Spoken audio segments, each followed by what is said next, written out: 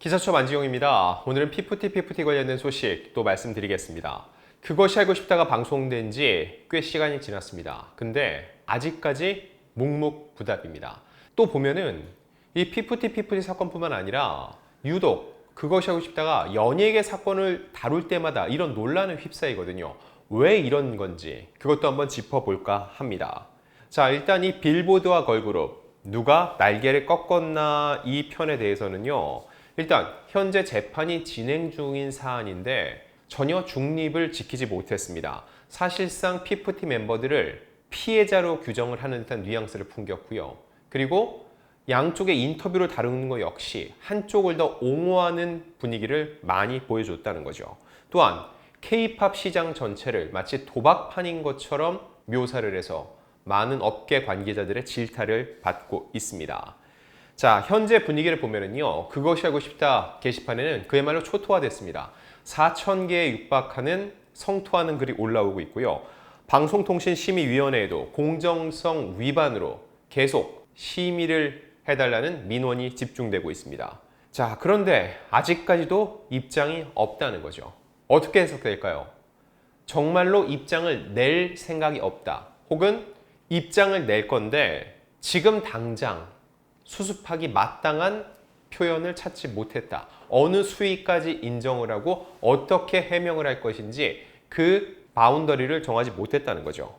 자, 그래서 제가 직접 SBS에 전화를 했습니다. SBS 홍보부에 전화를 했어요. 거기가 공식 루트이기 때문에 공식 절차를 밟은 겁니다. 지난 22일 통화를 했는데 그 내용을 그대로 말씀드릴게요. 아직은 말씀드릴 수 있는 것이 없다. 그러면서도 아마 말씀 중이고 내부 정리 중이라는 얘기겠죠. 준비 중인 것 같다. 그래서 아직은 홍보부 차원에서는 기다리고 있다는 겁니다. 자, 근데 제가 또 다른 루트를 통해서 확인을 해봤습니다. 실제로 SBS 내부 분위기가 어떤지. 일단 일련의 논란에 대해서 이번 방송이 여러 지적처럼 경도된 측면이 있다. 기울어진 운동장이라는 지적을 받는 거에 대해서 어느 정도 수긍하는 분위기가 있다고 전해 들었습니다. 결국 일방의 주장을 전하면서 이거에 대한 팩트 체크는 하지 않았다는 거죠. 자, 이걸 놓고 다른 방송 관계자들과도 제가 얘기를 나눴는데 이런 얘기를 해요. 해명 수위를 놓고 제작진의 고민이 깊을 수밖에 없다는 거죠. 근데 중요한 건 이 해명이라는 것도 골든타임이 있습니다. 한참 지나고 나서 그냥 툭 미안해 하면 끝날 일이 아닌 거죠. 어찌 보면은 지금 당장 빨리 나의 부족한 점을 인정을 하고 입장을 내놓으면 끝날 수 있는 일인데 이걸 빨리 얘기하지 못하면은 더욱더 많은 이들의 질타가 이어지고 사과를 받더라도 너무 늦었다는 반응이 나올 거라는 거죠. 이게 단순히 이번 편을 넘어서 그것이 알고 싶다. SBS를 대표하는 간판 시사 프로그램의 위상 자체가 흔들릴 위험성도 있다는 거죠. 그러면 여기서 무엇을 얘기해 드릴 거냐면은 그동안 SBS는 이런 식으로 지적을 받고 질타를 받은 여러 방송에 대해서 어떻게 해명을 해왔는지 하나하나 짚어볼까 합니다. 일단 시청자 게시판 여러분들도 많이 들어가 보셨을 거고 글을 직접 올리기도 하고 읽기도 하셨을 겁니다. 그런데 거기에 보면은 여러 해명문이 올라와 있습니다. 가장 최근에 올라온 건 지난 7월 3일이었어요. 1356회 방송과 관련해 알려드립니다 라고 했는데 6월 17일 방송되고 7월 3일에 입장이 올라왔습니다.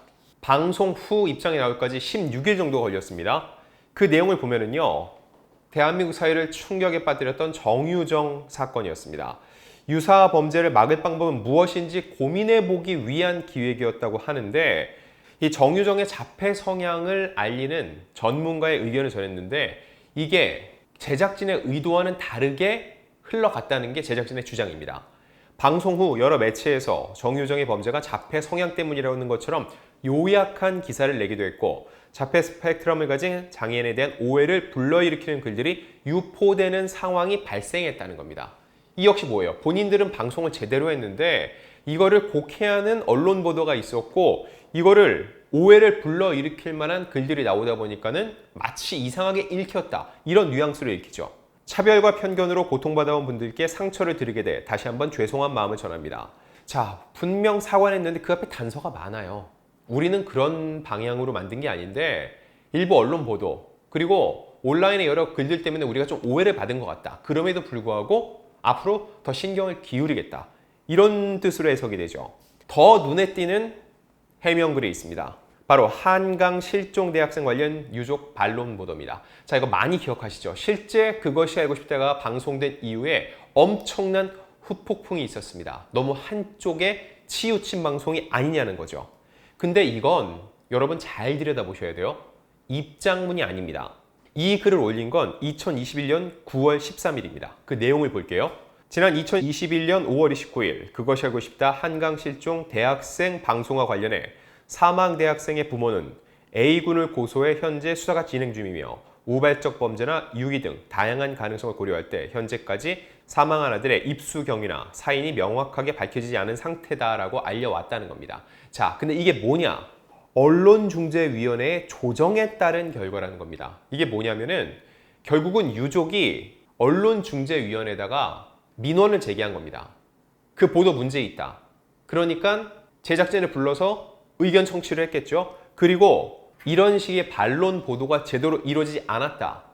상대방의 입장을 충분히 듣고 전하지 않았다. 그러니 이걸 전해라라고 해서 반론 보도가 나왔다는 겁니다. 이건 단순히 해명이 아니라 언론중재위원회까지 갔던 사안입니다. 자, 이거 말고도 몇 가지 더 해명문이 있는데 일일이 다 언급하지는 않겠습니다. 다만 이거 하나 말씀드릴게요. 왜 유독 연예계 사건 사고 관련해서 다루면서 이런 논란이 자주 불거지냐는 겁니다. 대표적인 게 연예계 음원 사재기를 다뤘던 그 편의 논란이었습니다.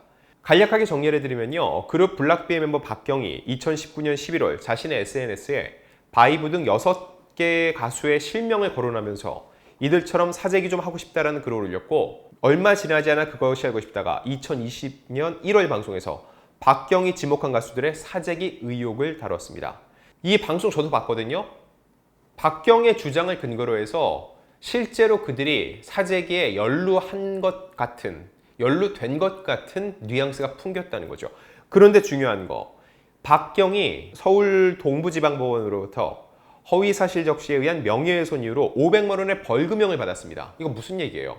허위 사실을 유포해서 상대방의 명예를 실추시켰다. 박경의 주장은 허위다라고 법원이 판결을 내린 거죠. 그럼 뭐예요? 그것이 알고 싶다의 보도는 박경의 주장을 주요 근거로 인용했습니다. 이번 피프티 건이랑 뭔가 좀 유사하지 않나요? 특정 연예인, 누군가의 주장을 근거로 해서 그들을 더 옹호하고 더 사실인 것처럼 호도할 수 있는 내용을 방송했다는 거죠. 자, 그런데 당시에도 이거에 대해서 사과를 했는데 사과하기까지 얼마나 걸렸을까요? 1년이 걸렸습니다. 2020년 1월 방송이랬죠. 2021년 1월에 음원 사재기 의혹 보도에 대해 입장을 내놨습니다. 추후 보도문이라는 단서를 달았어요. 이게 결국 뭐예요? 사과문이 아니라 추후 보도문이라고 했습니다. 앞선 보도가 충분한 검증 없이 한쪽의 입장을 무게감 있게 다룬 것에 대해서 사실상의 정정방송이자 사과방송이라고 할 수 있습니다. 자, 그들의 입장을 본방송을 통해서 공개를 했습니다. 그리고 이를 진행자인 김상중 씨가 직접 읽는 것이 이 사과방송의 모습이었습니다. 그럼에도 불구하고 저는 이 추후 보도문이라는 이 표현이 참 부적절하다는 생각이 듭니다. 결국 뭐예요? 본인들의 미비한 보도에 대해서 직접적으로 잘못했다라는 사과는 안 한 것과 다름없다는 거죠. 그 당시 직접적인 피해자였던 그룹 바이브의 소속사에서는 이런 내용을 냈어요. 늦게나마 방송된 보도 부분에 대해서 후속 보도문이라는 어려운 최종 결정을 내려 지금이라도 허위 사실을 바로잡을 수 있도록 계기를 마련해 주신 것에 대해서 감사드립니다. 그러면서 최초 방송 이후 1년여의 시간 동안 억울한 누명이 사실이 아님을 밝히고 소속 아티스트에게 씌워진 사재기라는 허위 사실 프레임과 거짓을 끝까지 바로잡기 위해 노력해왔다. 방송을 통해 제기된 의혹들이 저희와 해당 없음을 입증하기 위해 수사기관을 통한 수사 요청, 음원 사이트와 관련 기관의 수사 협조 요청을 포함해 가능한 모든 민형사상 법적 조치를 지금도 계속해 오고 있다고 덧붙였습니다. 그럼에도 불구하고 이 방송 이후 1년 동안 엄청나게 인식이 안 좋았습니다. 그래서 직접적인 피해도 다 입게 됐는데 1년 후에 이렇게 사과문도 아니고 추후 보도문이라는 내용을 통해서 본인들의 보도가 미비했다는 걸 뒤늦게 인정했다는 거죠. 왜 그럴까요? 이거 외에도 이제 가수 닐로 등에 대해서도 문제 제기한 거에 대한 반론 보도문을 제기하기도 했는데 제가 볼 땐 이겁니다. 연예계를 좀 쉽게 보는 경향이 있는 것 같아요. 그런 사회적 사건, 강력 사건을 다루면서 사회적인 공기의 역할을 한다. 그런 측면에서 더 우월감을 느낄 수는 있지만 모든 연예계 사건, 사고가 그렇게 가볍진 않습니다. 정말로 가볍게 한 번 소비하고 끝나는 것도 있지만 굉장히 묵직한 사회적 사건들도 있거든요. 그렇기 때문에 그것이 알고 싶다도 나서서 그런 거를 한 편을 만드는 겁니다. 그럼에도 불구하고 너무 쉽게 생각하고 그리고 가볍게 대하는 경향이 그것이 알고 싶다 뿐만 아니라 많은 보도, 시사 프로그램에서 비춰진다는 거죠. 이거에 대해서 그래서 고국진 KBS 예능 PD가 직접 SNS에 글을 올렸습니다. 사실 같은 방송 업계에 있는 사람이 이렇게 직접적으로 얘기하기 쉽지 않거든요. 얘기 한번 보겠습니다. 대체 뭘 얘기하고 싶은 걸까? 감정의 호소하는 마지막에서 할 말을 잃었다. 이거는 PFT의 편지를 읽으면서 그들을 두둔하는 부분이겠죠. 인터뷰만 하고 후속 취재가 없다. 엔터 일을 잘하는 자사 예능 PD에게만 물어봤어도 너무 빈약하다는 얘기죠. SBS 예능 PD에게만 이 사건에 대해서 본질을 물어왔다면 이렇게까지 속빈 강정 같은 프로그램, 한쪽으로 치우친 누군가를 편들어주는 프로그램은 만들지 않았을 거라는 겁니다. 자, 이렇게 놓고 봤을 때 그럼 결론적으로 그 알은 어떻게 해명을 할까? 뭐 사과를 할까까지는 가지도 않겠습니다. 실제로 이 프로그램에 대해서 현재까지 어떤 입장을 내놓을지 결정하지 않았을 테니까요. 그럼 추후 보도문이든 해명문이든 사과문이든 어떤 식이 될까요? 우선 바로 이렇게 시청자 게시판에 입장문을 올리는 게 하나의 방법일 수 있고요. 만약에 이게 이루어지지 않는다. 그러면은 이번 주 토요일 그것이 하고 싶다 다음 편을 보시면은 여기에 자막 형태를 통해서 화면에 넣을 수 있습니다. 또 하나는 지금 진행자인 김상중 씨를 향한 시선도 곱지 않습니다. 대표적인 게 그래미상을 에미상으로 얘기한 거죠. 원래 기자들이 기사를 쓰다가 오타가 나면 그 기사의 신뢰도가 뚝 떨어집니다. 아니, 맞춤법도 틀리는 기자가 무슨 글을 써? 이렇게 생각한다는 거죠. 마찬가지로 에미상은 미국, 전 세계에서 가장 권위 있는 TV 프로그램 관련된 상입니다. 그래미상은 팝 관련, 노래 관련 상이고요. 근데 배우인 김상준 씨가 에미상과 그래미상을 제대로 잡아주지 못하고 그냥 대본에 있으니까 읽었다. 이 부분 때문에 적지 않은 비판이 쏟아지고 있거든요. 같은 맥락으로 볼 때 김상중 씨가 앞서 이 연예계 사재기 사건 때와 마찬가지로 직접 이 사과문 혹은 정정보도문, 해명문을 읽으면서 입장을 밝힐 가능성도 배제할 수 없습니다.